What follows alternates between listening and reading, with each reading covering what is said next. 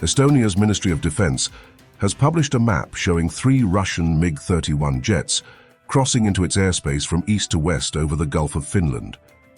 The fighters penetrated up to 10 kilometers inside Estonia, staying for 12 minutes before NATO jets intervened.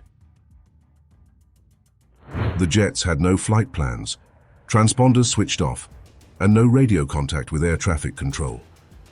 Italian F-35s from NATO's Baltic air policing mission were scrambled to escort them out.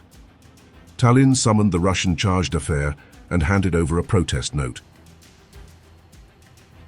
This is about the eastern flank, because here is a direct threat to the eastern flank from, for example, drones or whatever could threaten our allies on the eastern flank. But more generally speaking, you know, I don't like that whole eastern flank thinking, because it gives the impression that if I live in Madrid or in London, I am safer than when I live in Tallinn. And that is not true, because these latest Russian missiles, when they will be launched, they come down with 5 times the speed of sound. And they will take 5 or 10 minutes longer to reach Madrid or London than they take to reach Tallinn or Vilnius.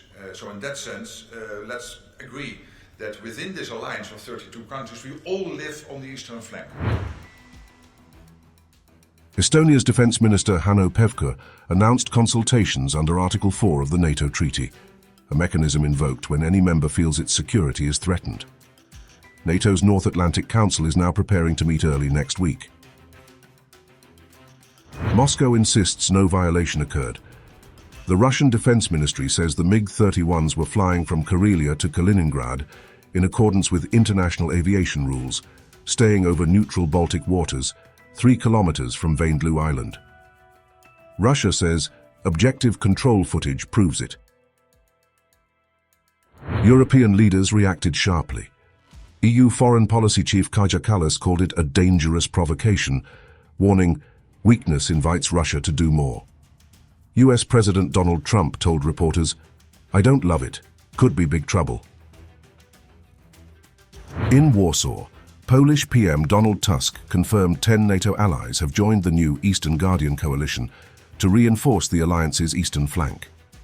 Meanwhile, Ukraine's Volodymyr Zelensky urged Poland and Romania to shoot down hostile objects over western Ukraine, a suggestion that sparked criticism in Poland as unnecessary. It is Russian President Vladimir Putin alone who is interested in these killings. Every day, this war remains solely his war, the war of Russia alone.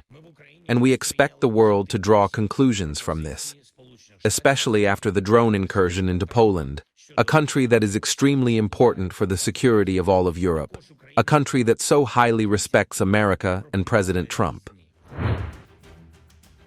The same day, 2 Russian jets carried out a low flyover of Poland's Petro-Baltic oil drilling platform, violating its security zone in the Baltic Sea.